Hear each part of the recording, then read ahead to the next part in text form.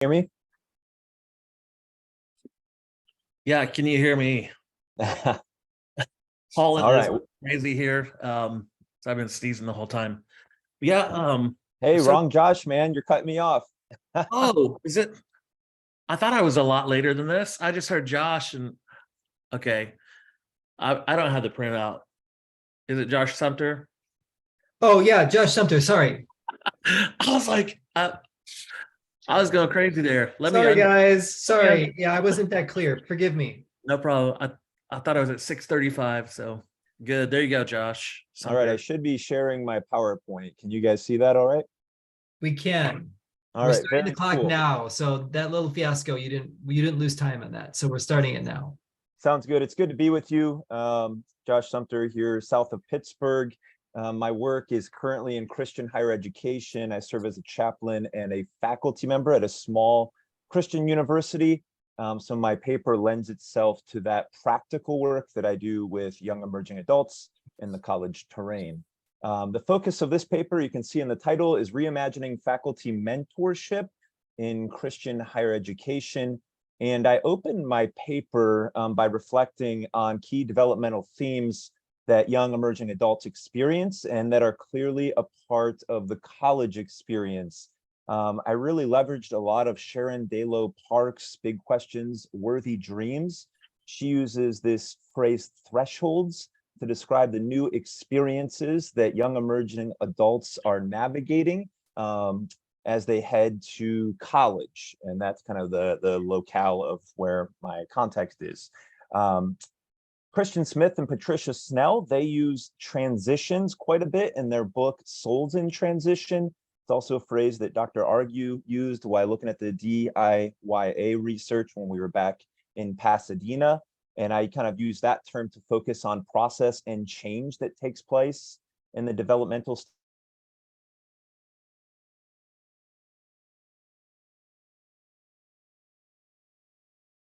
Can we hear Josh? Oh, there he is. Are you back? Is shipwreck. Can you guys hear me okay? Shipwreck. In Dalo Part's book, she talks about Niebuhr's use of this term shipwreck to describe disruption and loss. And so I talk a lot about thresholds, transitions, and shipwrecks that college students are navigating this young emerging adult landscape. And when you look at that in the college terrain and Generation Z and the trends that they're navigating in regards to depression, anxiety, daily life management, and I use a lot of Dr. Jean Twenge's book, iGen, to talk about the particularities of this generation of college students and what they need as they grow. I'm looking at thresholds, transitions, and shipwrecks in light of that. I believe that because of those transitions, thresholds, and shipwrecks, that it is a time ripe for Christian mentorship as a key vehicle for spiritual formation. I started reading Sticky Faith and kind of got consumed with the adult mentorship component that they prescribe as necessary for young adolescents to have faith that lasts after high school. But what does that look like moving forward for young emerging adults? In the transition to college, many mentors are left behind. That social structure that adolescents have tends to erode as the young emerging adult moves away from that social structure they grew up with, if they had it at all. There is a need for a constellation of mentors, both old and new, maintaining old relationships, but needing to add to this collection of mentors if faith is going to last through the transitions, thresholds, and shipwrecks.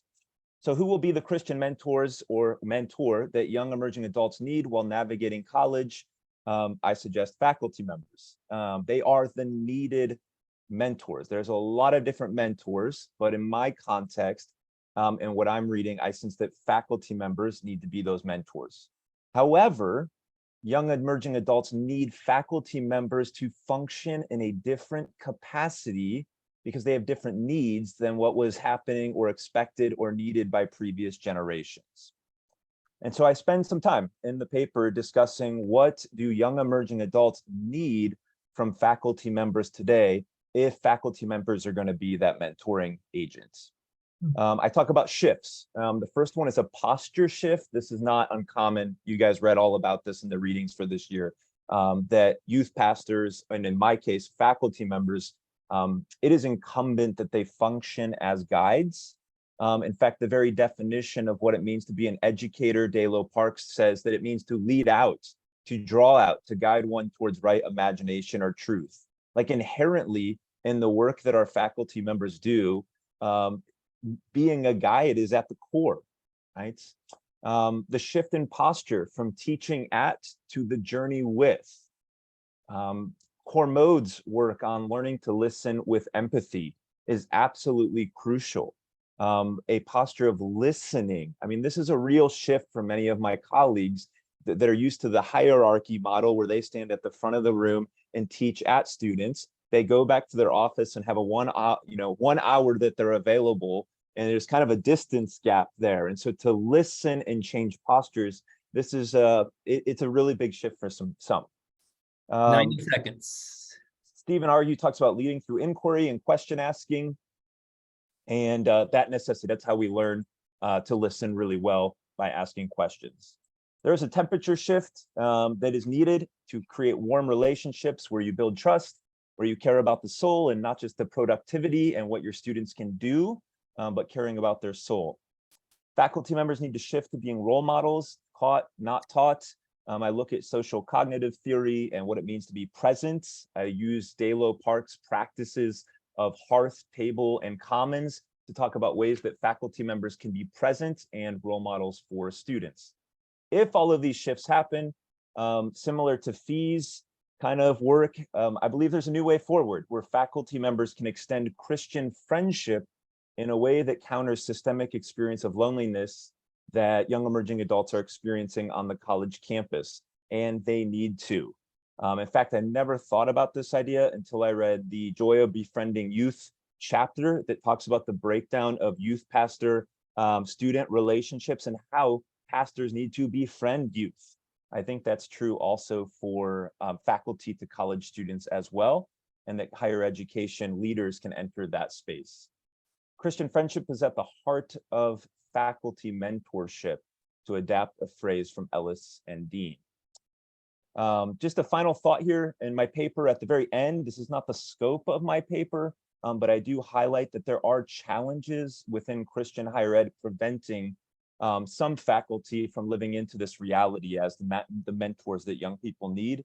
One is limited time on campus. Many faculty members are now remote. They're not physically present with students. Some just say, it's not my job description. I don't have time to do this.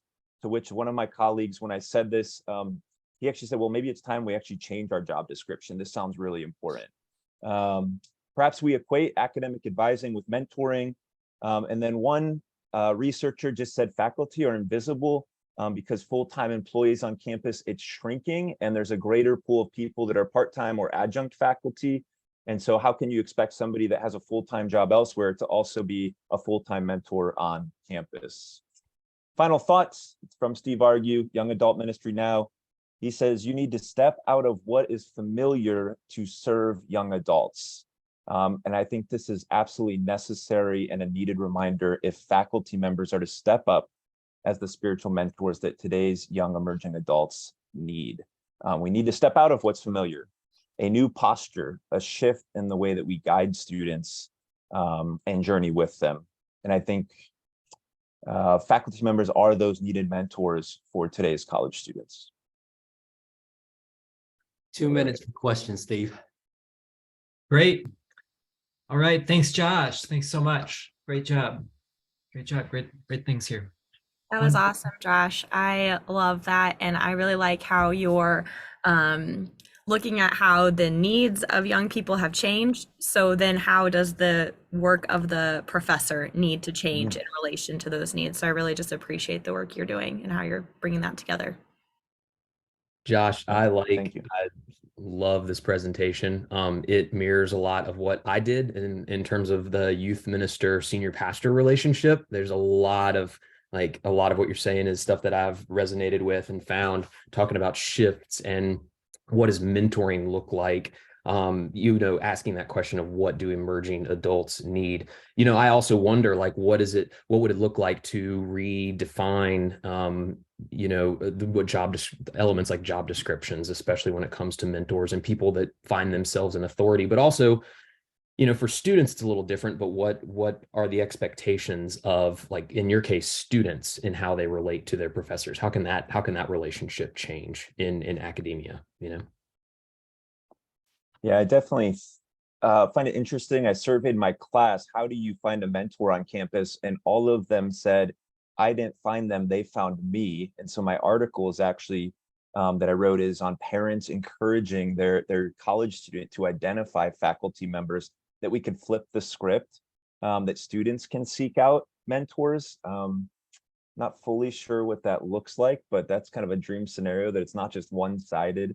But there's definitely some shifts that need to take place. And to be honest, I think if Christian higher ed is going to flourish or even survive some of the enrollment challenges, these shifts are absolutely necessary. Thanks again, Josh. Great work. Love what you're doing. Fantastic. Let's keep moving. We've got Taylor and then we got Scott on deck.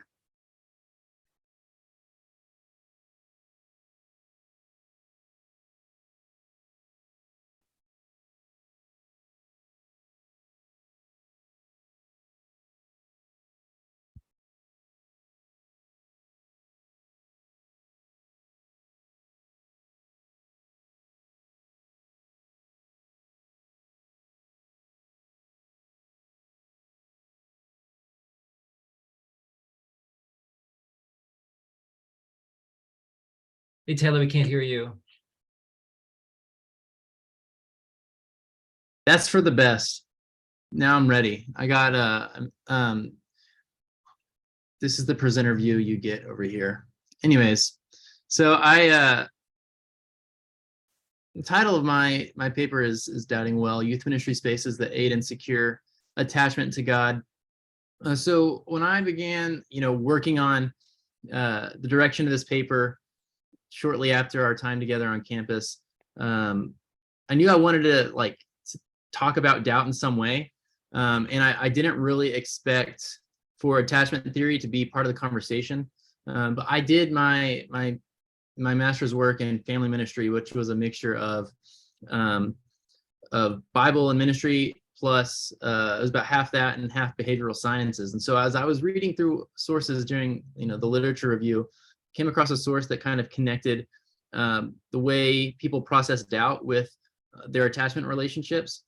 And so that I really clung onto that and kind of went down that rabbit hole, and it ended up shaping my paper, I think, in a way that and what I wanted to try to say about doubt in a way that I'm actually really excited about. And so I had to use some time at the beginning of this paper to kind of give some foundation to attachment theory. And so really the scope of the paper is about attachment to God as a framework for addressing doubt in the context of youth ministry. So the attachment theory is kind of a vast topic, and attachment to God specifically has also been given a lot of academic attention. So my goal is to give just enough foundation so that there's a framework for understanding the rest of the paper, but not too much that I kind of get into the weeds and it becomes my primary focus. So essentially there are 4 criteria in for attachment bonds. And in the 90s, some people like Lee Kirkpatrick and stuff started drawing parallels to on attachment to God using these criteria. And these parallels are based on experiences reported by Christians in their relationship with God. But it was also noted that one of the criteria using the attachment figure as a secure base from which to explore theological, which to explore the surroundings, was kind of absent from attachment to God. Not that it was, well, it wasn't necessarily absent, but it was lacking. So in 2006, Richard Beck did a study where he conducted a study with undergraduate students and he asked them, does God provide a secure base for theological exploration? And the tentative answer was yes. And so that's a lot. I say all that to say that's kind of my jumping in point for my paper to if God provides a secure base for theological exploration, that kind of means that that a believer can ask hard questions and express doubts about their belief without the fear of it affecting their relationship or their proximity to God. And so from there, my paper started off with this question, and then that question led to more questions and more questions. And I felt like I had to kind of address a few of those before before I could offer something new and different to kind of set the terms for this paper. But what I ended up, the direction I ended up going is, before I go there, the one thing that was like a huge thing for me as I was trying to explore this topic was like, is it appropriate, or in what ways is it appropriate for us as youth ministers, people who work with youth, to mediate an attachment between God and young person? Is that even something that we can do? Is that okay? Like theologically, are we allowed to do that? And then by chance, for a work unrelated to this, I stumbled across Sanctorum Communio by Dietrich Bonhoeffer. And one of the main thesis, the main thesis from that work is that Christ is the present, or the church is the presence of Christ in the same way that Christ is the presence of God. And so for me, when kind of hearing that and hearing that argument, that was a great bridge for me to kind of move into like what I wanted to say. So I spent time talking about how the church, some of the things that the church needs to be, some of the things that the church can and should do in order to help cultivate students' attachment to God. I argued that they needed Taylor, 2 minutes. Okay, great. Churches need to be on the same page regarding their values, because sending contradictory messages regarding values can be detrimental to secure attachment.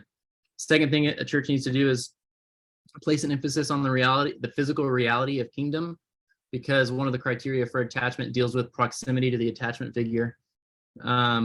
Key chain leadership was another thing that's important. FYI's Growing Young research and the findings that came out of Growing Young, like importance of congregational warmth, viewing the attachment, like that's a parallel.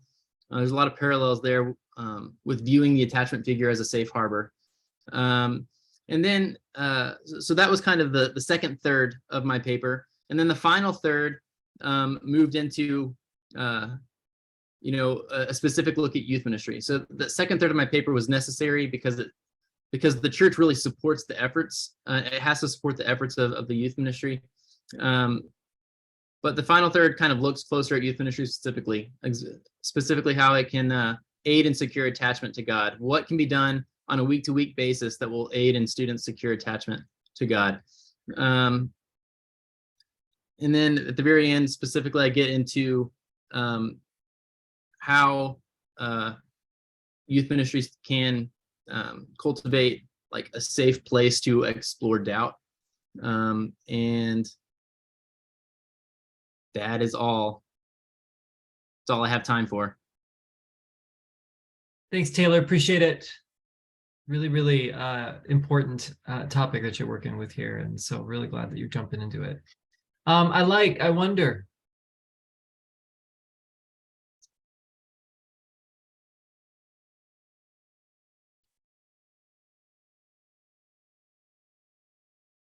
Taylor, I'm wondering, what I'm thinking of is like, could you give an example of like, what would you say to a young person that would be like an attachment statement? If you're mediating attachment, like what would be an attachment statement, and what would be an exploring or doubting well statement that you would say to a person? Like if you could boil it down to like holding those two things in tension, which seem to be what you're trying to do here, like how would you think about that? I'm just kind of curious based on your work.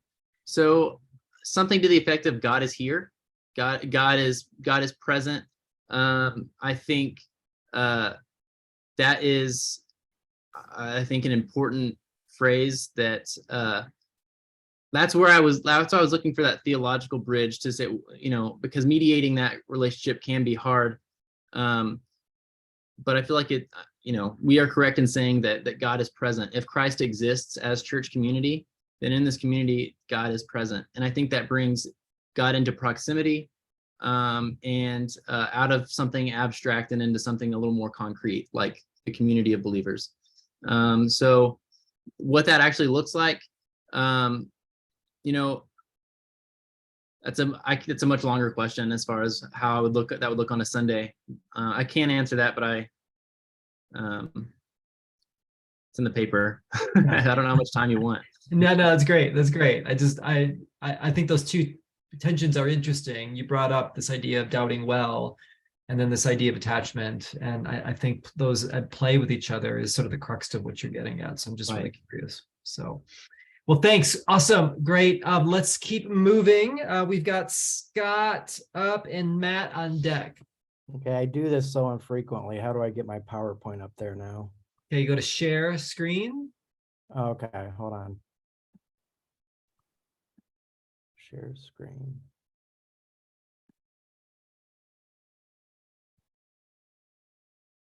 Okay. Okay.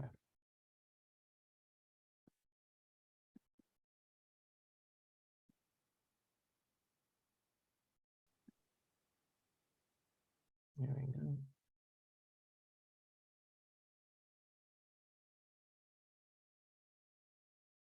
All right. My topic was helping parents ease their early adolescence into the world. Scott, are you trying to project something? We don't see it I yet. am. You don't see it? No. Okay, I'm sorry. So when you do share screen, you should see your presentation, and then if you click on it, it should. Okay. Hold on. I'm sorry.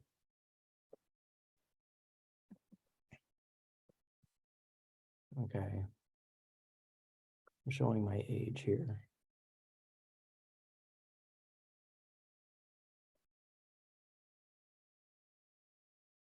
Where did I want to go?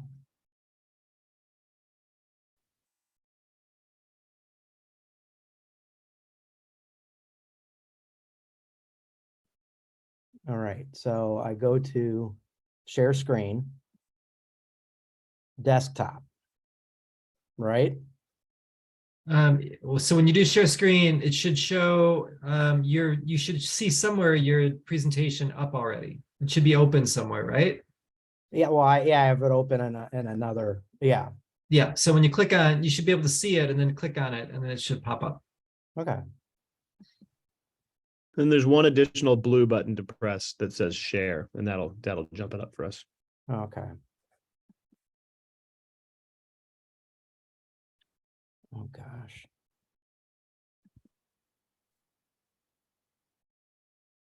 So you got it? Do you want anything? do you a little more time? We could skip and come back to you. Yeah, why don't you do that? I'm sorry. No, okay. All right, that's totally fine, Scott. Okay, Matt, we'll go to you and then Scott will come back to you. Okay.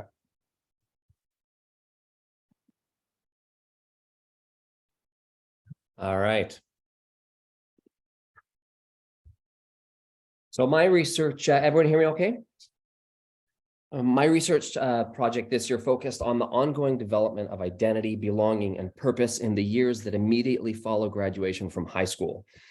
I landed here after looking at some key transitional stages of development and then seeing with my own ministry context the complicating factors and the growing challenges that high school students face during these early years of emerging adulthood.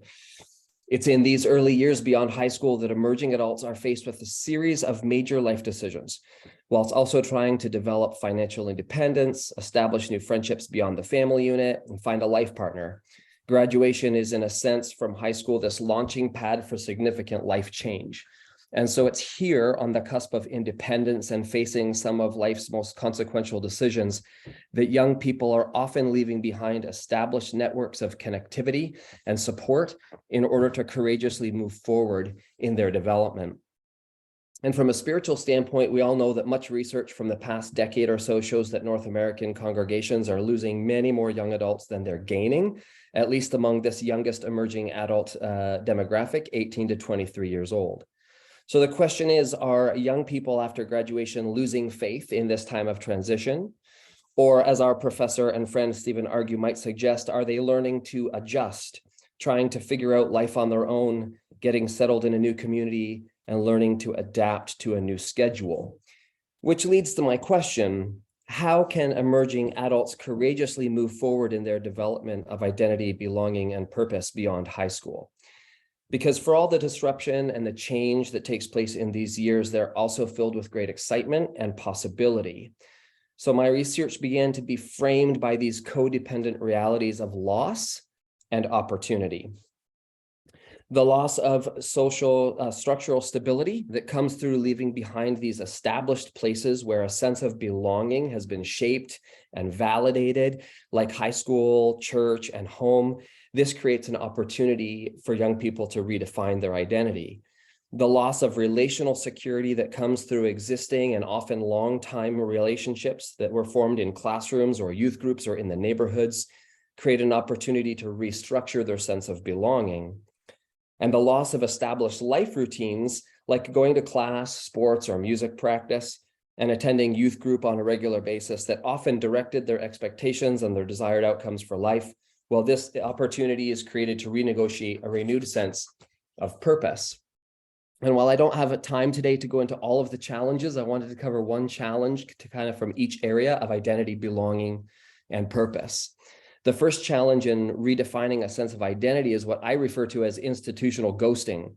It's Beth Severson who observes that at a time when most social services, institutional, developmental, socialization, and caretaking support for children and adolescents are withdrawn from young adults, the church is also withdrawing from engaging young adults and removing the scaffolding that supports their discipleship.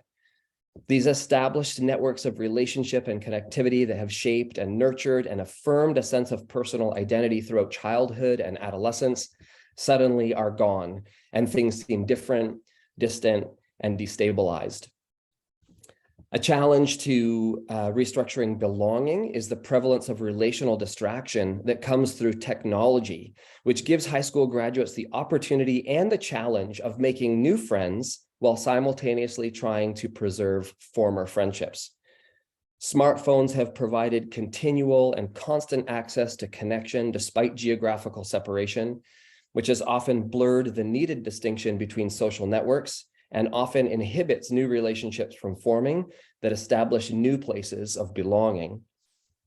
A third challenge when it comes to renegotiating purpose is facing a challenge of what I call commitment calibration. Researchers Lang and Ketchum have said that most emerging adults will sample different activities and commitments during their college years. In the course of trying out these new experiences related to purpose they were interested in exploring, they were also informed by periodic failures, rejections, or a sense of not being suited or compatible with certain tasks related to a given purpose.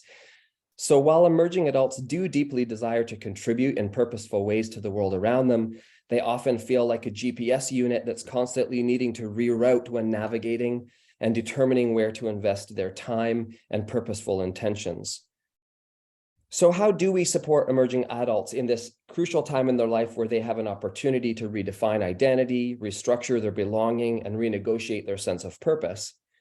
Well, I suggest that in keeping with the autonomy and the independence that they desire and deserve, I encourage high school graduates to step intentionally into 3 lifelong characteristics of development. The first is minutes, trust. Matt, 2 minutes. All right. Trust, which is a willingness to embrace new experiences of spiritual community. Ruth Perrin says, in a world where so much is superficial and public images intentionally constructed, what emerging adults want is for church to be a place of truthfulness, a place where together we stand against the fakeness. So in learning to trust, I suggest the practices of listening, lamenting, and hoping as young lives are allowed to be transparent with their hurts, the disillusionment, and the pain that previous religious experiences may have created in their lives. The second characteristic is forgiveness, which is a willingness to engage new relationships in spiritual community. One of the key components of positive youth development is the idea of plasticity, which refers to the ability of young people to evolve and to change and to adapt through various positive and negative experiences of life. Now, forgiveness is not something that's often promoted as a skill in our polarized and self-protective world, but it is essential to discovering and experiencing a sense of belonging in a diverse world that cannot be dependent on alignment, similarity, or uniformity. The third characteristic is that of patience, or a willingness to explore new abilities for the spiritual community. Our world is one that values instant access, high speed, and immediate gratification. But two criteria required for development are exploration and commitment. So emerging adults must be open to exploring and forming a God-given sense of identity, belonging, and purpose, but then also be willing to commit to it through the lifelong process of maturation and development. There's bound to be failures and necessary course corrections along the way, but patience is going to be required with every step. So as I wrap up, one question that I think would be really interesting to keep digging into a bit more is this whole area of forgiveness and emerging adulthood, because I wonder if in a polarized society that promotes self-preservation, how can we better encourage, teach, and model redemptive forgiveness for the next generation? Thank you. Very, very good. Matt, thanks. Appreciate that. Really good. Yeah, really, really good thoughts there. Let's open it up to I likes and I wonders.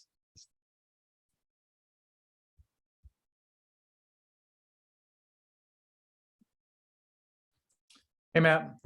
Hey, JP. I really enjoyed the way you set up the paper. I felt like a little bit like an emotional roller coaster with the lot. Like I was feeling the loss that they were feeling as you described that.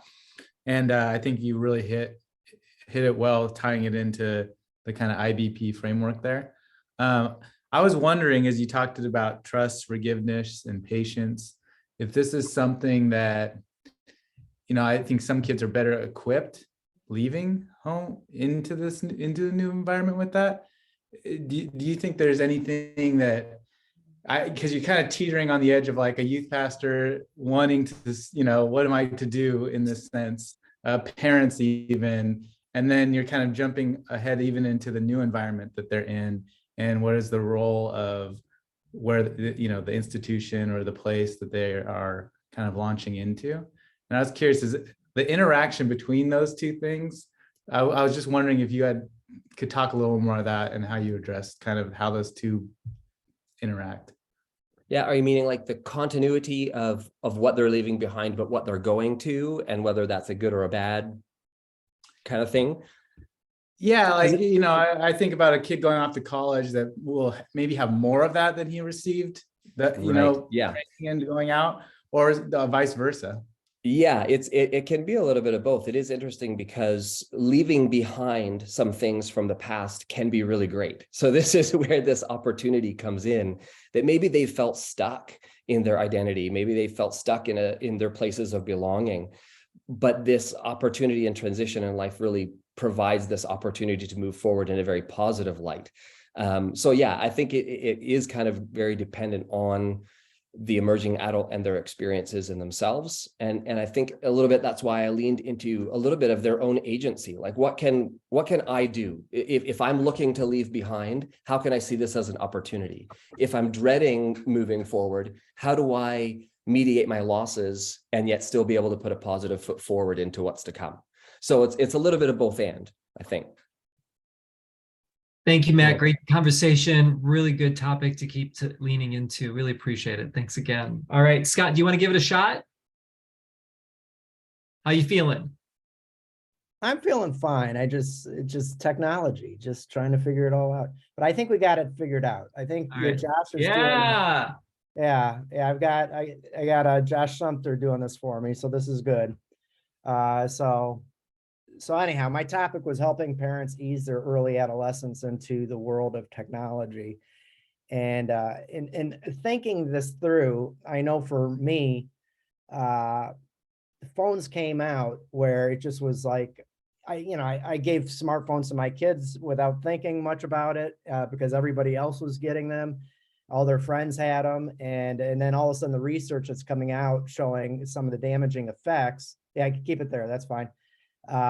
It's just been shocking. And it's caused me to rethink a lot about, well, really, ultimately, the thesis is one of the most important ways parents can help their early adolescent teens as they develop identity, belonging, and purpose is to guide them to develop healthy social media habits proactively. Don't just throw a phone at them, but help them with it, help them understand it, and help them use it correctly. In redeeming technology, Trevor Sutton says digital devices and apps are brought to market prior to any longitudinal studies on how they might alter our lives, minds, and experiences. Technology is often released, then researched, and that's dangerous. It just, I don't know. Like I said, my kids went through this, and I look back now and see the danger in not understanding what you're giving them right off the bat. But then the impact that this is having on young adolescents, with their identity, belonging, and purpose, they feel the need to perform constantly. Their attention determines value. Secondly, there's the negative consequences of social comparison and seeking feedback. Jay Kim, in an excellent book called Analog Christian, says comparison is killing our joy. We envy upwards and despise downwards. So instead of creating this community where we can be happy for each other, we're actually envying upward and despising downward. All right, and then next, there's a heightened anxiety and depression that they've noticed with the invention of the smartphone. Many platforms are designed for addiction, and identity is based on performance rather than on who God says we are. And what they're doing is a lot of kids are posting in order to receive affirmation, and that's where they're finding their identity and their connection, their belonging with one another. Right, and then finally, wrapping up here, finally belonging, they're finding belonging through likes and clicks, and their sense of belonging is being directed towards how people connect and respond to them online. And the actual person and the digital brand are becoming blurred as a result of this. Reality and the digital world are blurring. A quote from Felicia Wu Song, she says, questions about the contemporary surge in anxiety and depression found among high school and college students gets inevitably linked to questions about the effects of the growing dependence on and the earlier introduction of digital devices in children's lives. So the practical recommendations here that I thought for parents for easing their young adolescents into the world of technology and social media is to really emphasize that our true identity needs to come from who Jesus says we are. This can be done, well, I think it has to come from the parents as well as the church, but we spend time forming their identity by reminding them again and again and again through music, through worship, through teaching, that their identity comes primarily from Jesus. The second thing is that parents need to stay connected and engaged with their teens in person and online. I think there's a natural tendency for parents to, know that their kids are pulling away and asserting their independence, but we got to be careful with that, especially when it comes to a digital presence. I think as parents, we should stay connected to them online and friend them on whatever platform they're on, and not to be helicopter parents by any means. But if you see a mood change or something going on, I mean, that might be a place where you might have to go take a look and see what's going on. Third, parents should establish boundaries or limits to digital use. And this isn't just like 1 hour of a day or whatever, but just kind of trying to help establish boundaries of character and integrity, as well as maybe time limits, and then show love and grace in all things, because mistakes are going to be made. They're going to find things online that are going to shock and appall them, or that kind of stuff finds them, and you just need to have grace and love and understanding that they're going to make mistakes just as we've made mistakes, and we need to leave the lines of communication open to be able to talk with them through some of these things. Then also help them to choose character and integrity. I already said that. Help to see the online presence as an extension of their embodied relationships. They're going to be friends. They're going to like people that are celebrities and famous people, whatnot. But primarily, they need to understand that, that their online presence is an extension of their real friendships and the people that they're connected to in real life. And seventh, to be a source of redeeming culture instead of adding to the rot. Find ways where we can express our love of God and love of others as well online as in real life. And then don't try and do this alone. Have other adults involved in your teens' lives who will affirm their identity, belonging, and purpose, whether that's small group leaders, other pastors on staff, other adults in their lives, whether it's mentors through the confirmation process or whatever, to have other adults. This helped me tremendously in raising my kids, was to surround them with other adults that could affirm what I was trying to teach at home and at church. And then challenges to youth ministry leaders is to be careful what you encourage online. I think when the phone came out, I was very vocal about, hey, get on social media, we can connect, this will be awesome. I hesitate with that now. And it was very interesting. I kind of pulled my junior hires, and a lot of my junior hires aren't even on social media yet. 30 seconds, Scott, 30 seconds. Okay. This is it. I'll wrap it up. You can't emphasize enough who they are in Christ. I mean, this has to be a priority in youth ministry. Church and youth group needs to develop a strong sense of belonging and connection because they will find it other ways. So we need to make that a priority. And while using technology to enhance ministry, always lean into the priority of embodied relationships, and then also teach media literacy. This needs to be a priority, I think, in youth ministry too. To not just assume that they know what they're doing, but to teach literacy in that area. So I believe that's my last slide. So that is my talk. Okay, Scott, way to go. Thank you. Thank you very, very much. Really important topic. I wonders. Scott, I really liked it, and I think the topic's super important. I was really curious about what you said about making mistakes and that we've made mistakes too. Do you think there's a greater seriousness to the kind of mistakes kids can make online these days? So I'm thinking, naked photos of themselves on the internet forever. And do we need to be more hardcore about that than we are about other mistakes? Or have kids always made ridiculous, kids have been getting in car accidents since, the 1920s. Should we just say, they're the same kinds of mistakes? Do you see what I'm getting at? I do. I think when I talk about mistakes, I think of my own biological kids, where I found out they were making fake accounts and stuff like that, and just having a serious conversation about that, and then I think, as far as, sending naked pictures of, that obviously is wrong. But the thing is, what I discover is a lot of times these kinds of things find kids whether they're looking for it or not. They get a friend request where they're not, I'm not sure who this is, and they click on it, and all of a sudden it's pornography. So it's just leaving the doors of communication open so that you can have those conversations with kids. You don't shame or embarrass them, but I had a situation where I had a young 6th grade boy send a sext image of himself to my daughters when they were in 6th grade. So my daughters felt confident enough that they could come to me with it and show me what was going on, and I got the proper people involved with it to kind of get it back to the parents of the kid, to let them know that this is inappropriate, even though I can tell they were just joking around. And he got in a lot of trouble for it. But I mean, that wasn't my intention, but it's just, I don't know. I mean, a case by case basis, there's going to be mistakes that are made, and it's not, you don't want to take it nonchalantly, but you also want to leave the door open where they can feel comfortable coming to you and talking to you about what they're seeing or what they're observing. So that's what I would say.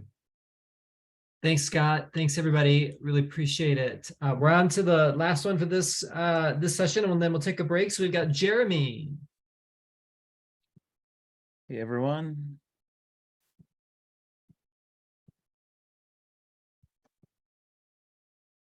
Can everyone see blue? Perfect. Okay, so my presentation I'm calling Recognition and Algorithms. If you've heard me ramble before in class, you might know that I'm really interested in young people, how they develop and curate their unique sense of voice, and how the church can be a partner in that work.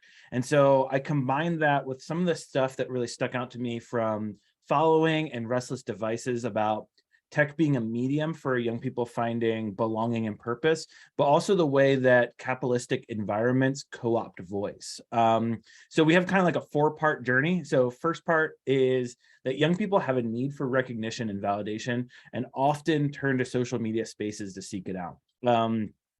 Adolescence is a particularly important time for recognition and validation, as you all probably know, hopefully know. The new ability to contribute, developmentally, the ability to empathize and see the complexity of social situations, and then just the way that adolescents are hypersensitive to social status. And the way this all plays out, at least the way that I saw it through the research and the work that I did, is through recognition and validation. So recognition, being seen, being known, and then validation, that what you put out into your community about yourself is acceptable, is worthy, is lovable. And social media really provides young people with a way to receive this kind of recognition and validation in quick ways, and in ways that they can quickly see the impact of. So validation happens quickly, frequently, asynchronously, which is something new to the world. And then online interaction is more public, is more permanent. So that allows that validation to be quantified and be compared. And so like followers, number of likes, people can compete with others in this. And obviously that has mostly negative, but also some positive kind of stuff when it comes to seeking recognition and validation. So step 2 along the journey is that young people tend to believe that online spaces are democratized, that any person can receive the recognition and validation that they seek.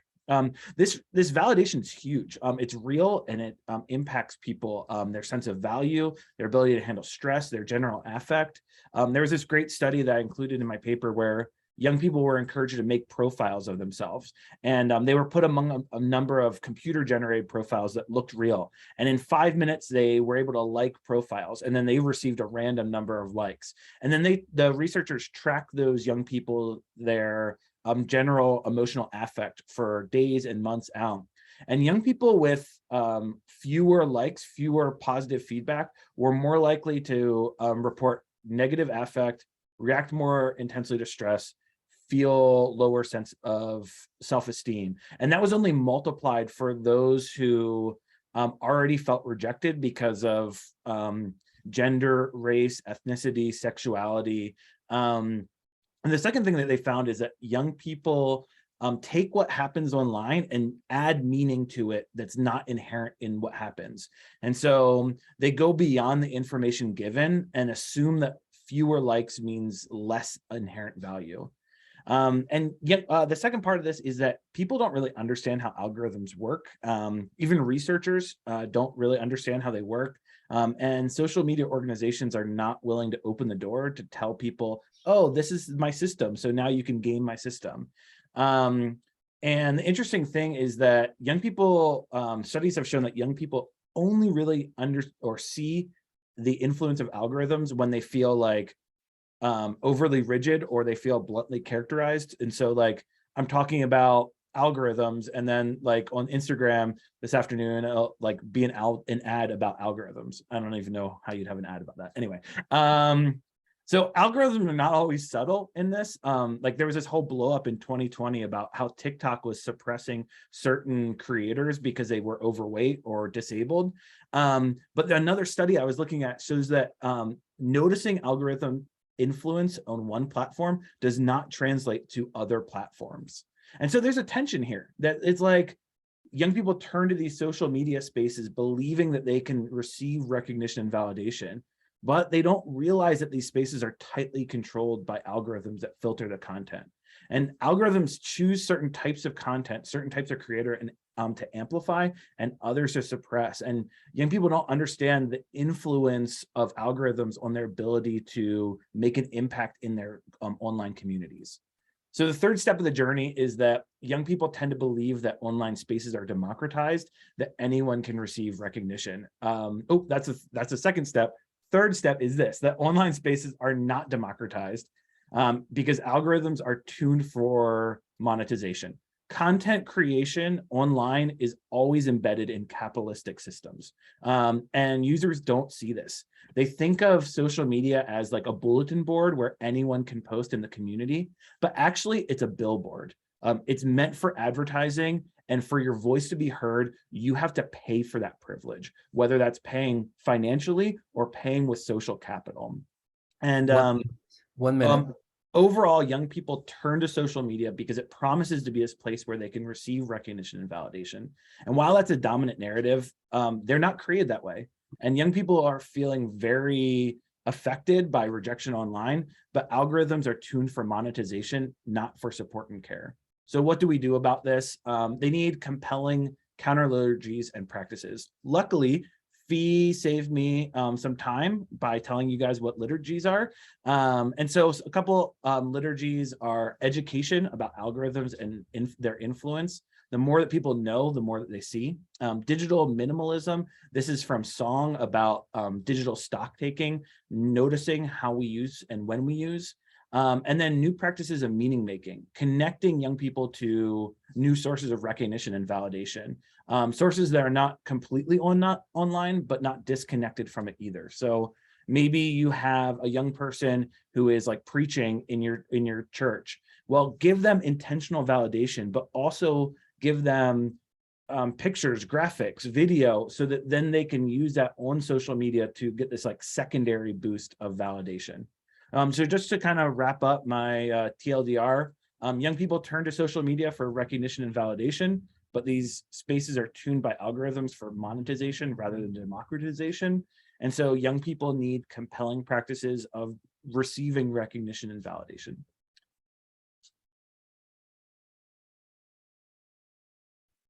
Thanks, Jeremy. Really appreciate it. Really interesting insights there. Let's take some I likes and wonders.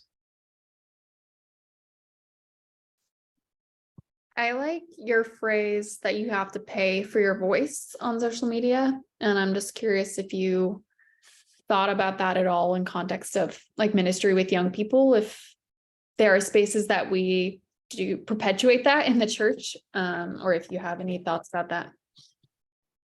I didn't. In fact, in the paper, I talked a lot about the way that young people look at influencers as proof of democratization, when really influencers buy into the system to be able to make their voices heard. But that's really good. I didn't really think about the way that the influence in the church plays a role in that.